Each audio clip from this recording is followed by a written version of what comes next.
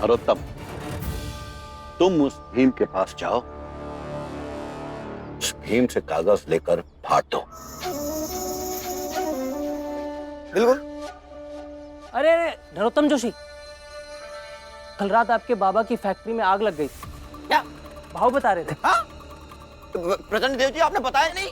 मैं आता हूँ। अरे रुकिए रुकिए रुकिए रुकिए, 10 फैक्ट्री है आपके बाबा की, एक में आग लग गई तो इतनी परेशानी। मजाक कर रहा था, चिंता मत करिए। भीमराव के घर में सिर्फ एक पेंशन आती है, घर की सारी उम्मीदें उसी पर टिकी होगी। रहने दीजिए ना, वैसे भी वो पेंशन सरकार से ले रहा है, हमारा क्या जाता है। नहीं, आइए नाश्ता करिए।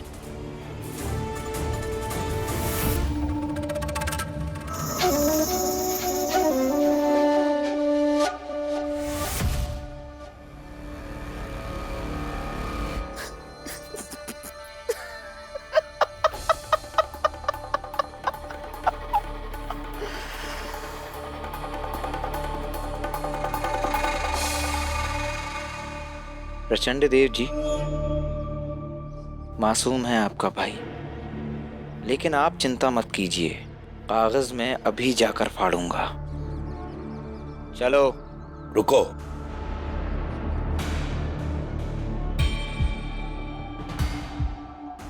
कागज अभी फाड़ने की जरूरत नहीं है, बात आगे बढ़ सकती है। मतलब? सरकारी हस्तक्षेप हो सकता है।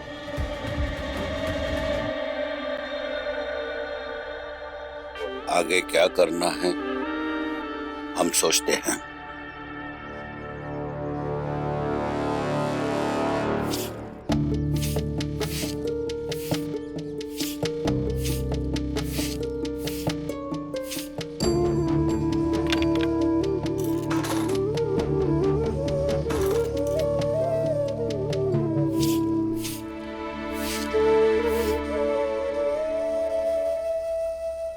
बार बार हमारे घर का, हमारी जाति का, हमारे सोच का शुद्धिकरण करने की बात की जाती है। हमारे चलने से जमीन पर निशान ना आए इसलिए कमर में झाड़ू बांध दिया जाता है। हमारी थूक से मिट्टी अपवित्र ना हो सके इसलिए गले में मटका बांध दिया जाता है। हमारी आई मर जाती है तो चलाने के लिए जगह भी नहीं दी जाती है।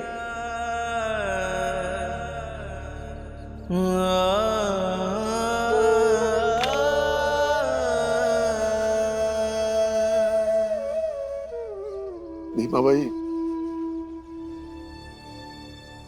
हमारा भीम कुछ नहीं बोला। वो सारी घटनाएं, तुम्हारी सारी बातें, कुछ नहीं भूला। जब तुम जिंदा थी तो हमेशा कहते थे भीम बड़ा होकर कैसा दिखेगा,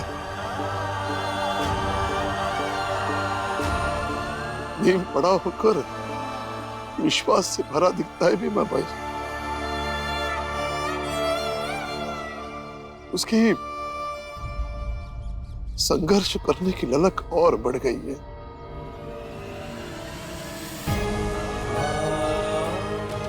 जैसे वो सातारा में किसी से डरता नहीं था ना। हमारे आई बाबा हमारा पूरा ध्यान रखते हैं, हमें पालते हैं, हमें पढ़ा लिखा कर अच्छा आदमी बनाना चाहते हैं। सुनाई दे रहा है या नहीं? उन्हें बहुत फिक्र है हमारी, बहुत। जो कानून आज नहीं है वो कल को हो। बाध्यता हो कि किसी की निकासी को कोई रोक ना सके, और कानून भी कि ऐसे लोग आकर बहस ना कर सके, बल्कि उन्हें सजा मिले।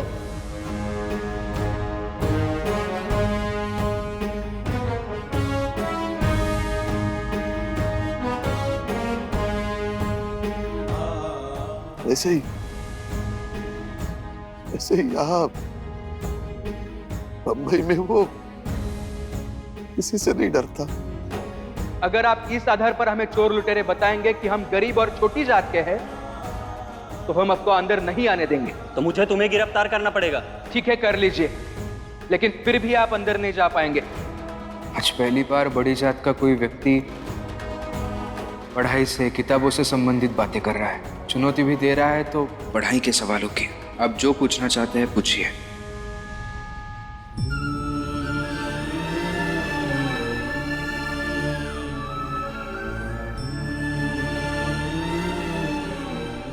क्या बात है भाऊ, आप रो क्यों रहे हैं?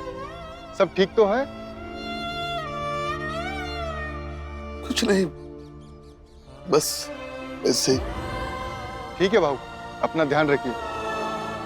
मुझे पेंशन लेने जाना है और लौटते समय भीम का चश्मा भी बनवाते जाना है।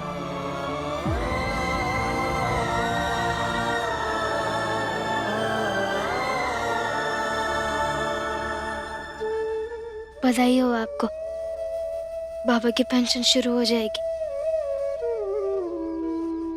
हाँ रमा, बहुत बड़ा बोझ उतर गया है सर से। सोच रहा हूं कि फिर से पढ़ाई शुरू करूं। जो परीक्षा छूट गई थी वो इस बार दे दूंगा और उसमें पास हो जाने के बाद आगे की तैयारी शुरू करूंगा। सच्ची? ये तो बहुत अच्छी बात है। लीजिए फिर, अभी से पढ़ना शुरू कीजिए और बाकी चीजों के बारे में आप मत सोचिए। जोड़ लेंगे पैसे जीने भर के लिए।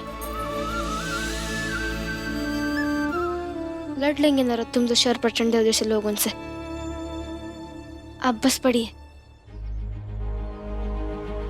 और इन तमाम परेशानियों के बावजूद भी इतनी शांति ढूंढ लेंगे कि जहां आप अच्छे से पढ़ पाए और मैं आपको पढ़ती हुई देख पाऊं।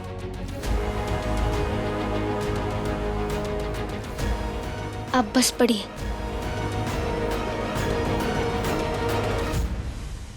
लेकिन रमा, अभी हम दोनों को किसी पर भी बोझ नहीं बनना है, किसी पर भी नहीं।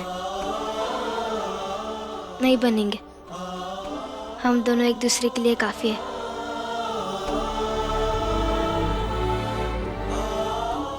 दूध पी लीजिए।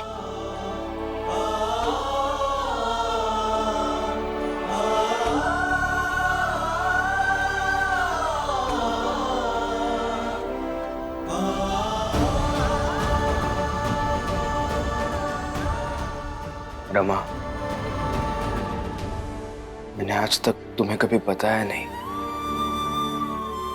कि तुम जब कहती हो कि हम दोनों एक दूसरे के लिए काफी है तो मुझे कितना अच्छा लगता है। लेकिन साथ में यह भी लगता है कि वो दिन जल्दी आ जाए जब मैं तुम्हारी जिम्मेदारी निभाऊं। तुम क्यों मेरी जिम्मेदारी निभाओगे? लेकिन साथ में यह भी लगता है कि हर समस्या का हल सिर्फ पढ़ाई और किताब है। इसलिए मन लगा के पढ़ाई करनी होगी।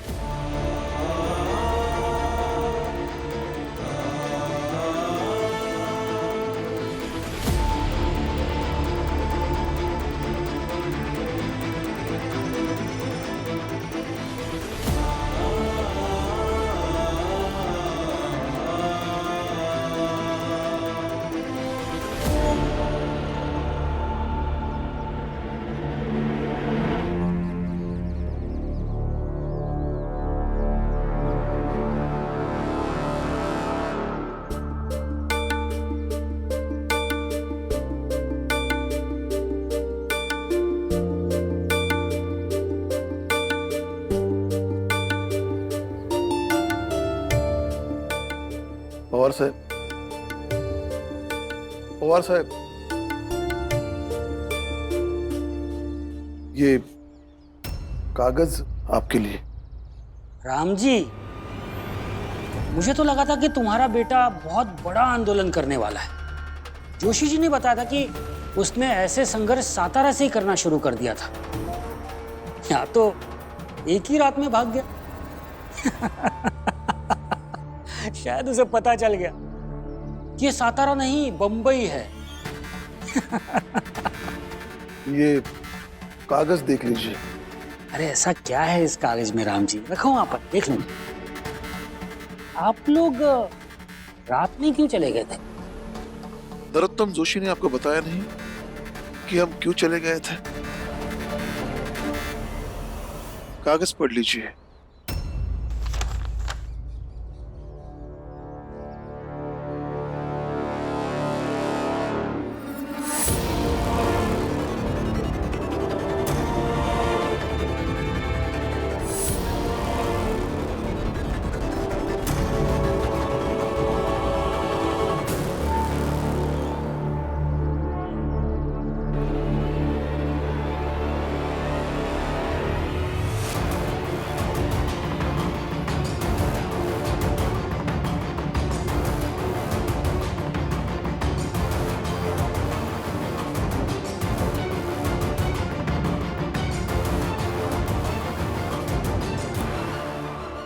पेंशन के पैसे यहां साइन कर दीजिए।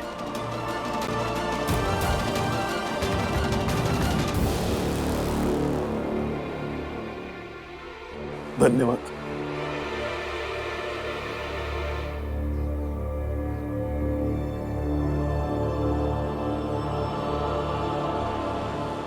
और आप पवार साहब, मेरी एक बात हमेशा याद रखिएगा, वो मेरा बेटा है, भीमराव रामजी अंबेडकर।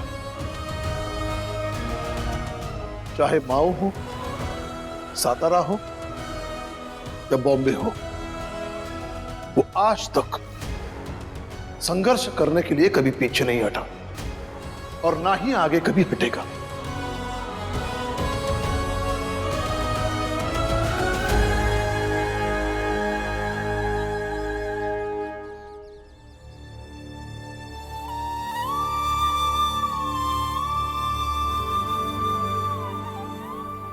बधाई हो आपको। जी, आपका बहुत बहुत शुक्रिया जो आपने हमारी मदद की। एक काम था आपसे। जी बताइए। भीमराव का चश्मा टूट गया था, मैंने उसे बनवा दिया है, ये आप उसे दे दीजिएगा।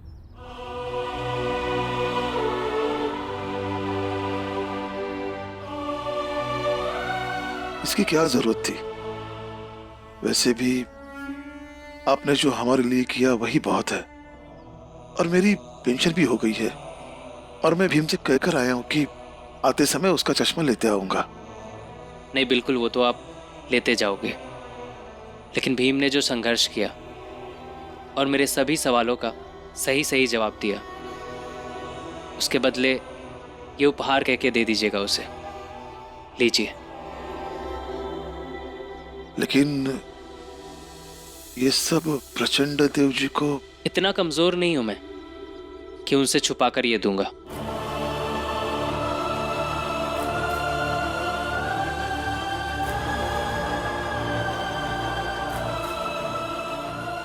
मेरी आई जब मरी, मैं बहुत छोटा था। घर के बगल वाले बड़े से मैदान में आई की लाश को जलाया गया था। बाबा बड़े रसूख वाले थे, करीब 2000 लोग आए थे आई के अंतिम संस्कार का दर्शन करने।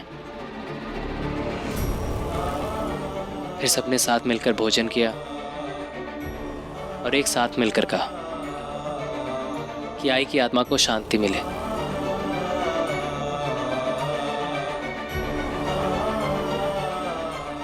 भीम की आई के अंतिम संस्कार के लिए आपको जगह तक नहीं दी गई। ये सही नहीं हुआ। ऐसा नहीं होना चाहिए था।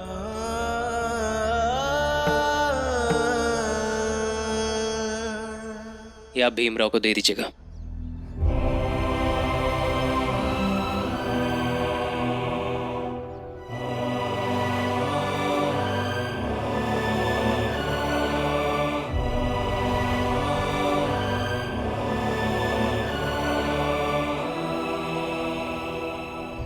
भीम, भीम, भीम। क्या बात है पापा? ये चश्मा। लो, पेंशन मिली नहीं कि चश्मा बनाकर लाए। 10-20 और चश्मे बनवा लीजिए भीम के लिए। भैया की पेंशन है, उन्हें जो करना है वो करेंगे। भीम भाऊ को फिर से पढ़ाई लिखाई का शौक चढ़ा है, तो किताब कॉपी के खर्चे तो मांगेंगे, है ना?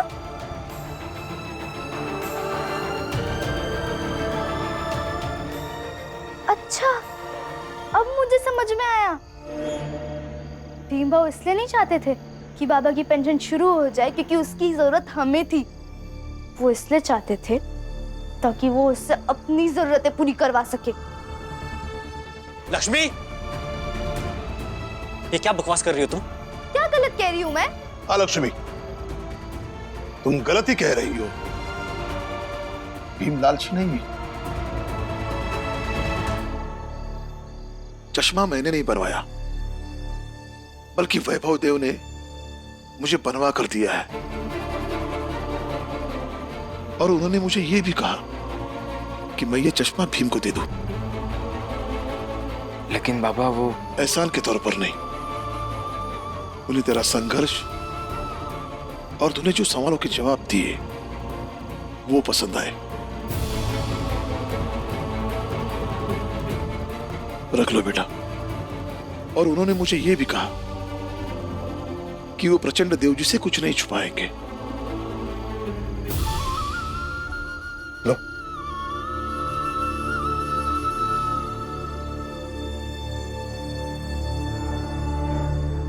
और तुम दोनों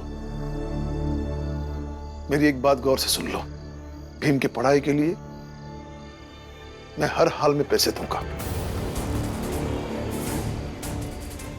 और इस मामले में मुझे कोई बोलेगा नहीं या रोकेगा भी नहीं।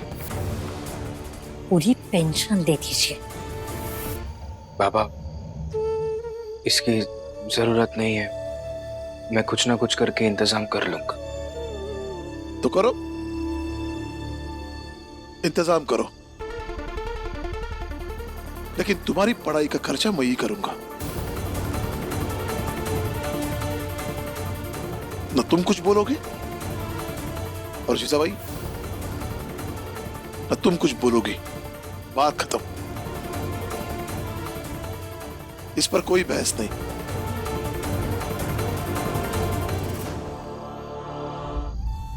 मैं वैभव देव जी को धन्यवाद कह गया था। क्या मतलब? अभी तुम वहां प्रचंड देव के घर जाओगे? मतलब और कोई नया नाटक शुरू? नाटक नहीं है ये। जब वो कुछ बुरा करते हैं, हमें तकलीफ होती है, तो बहस करने, लड़ाई करने भी जाता हूं ना मैं उनके घर। आज उन्होंने कुछ अच्छा किया है, हमें खुशी हुई है, तो धन्यवाद कहने भी जाना बनता है। जाओ भीम, वैभव देव जी मुझे अच्छे इंसान लगे, जाके उन्हें धन्यवाद कह कर आओ। जी बुआ।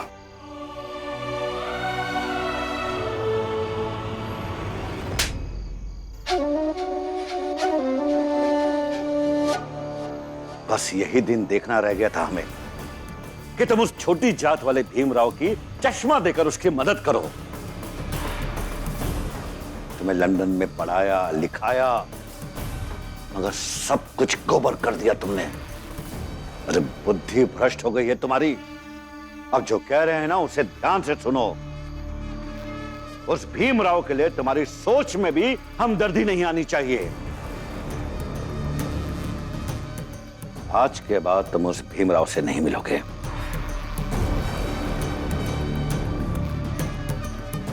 बात समझ में आई? हमने पूछा, बात समझ में आई?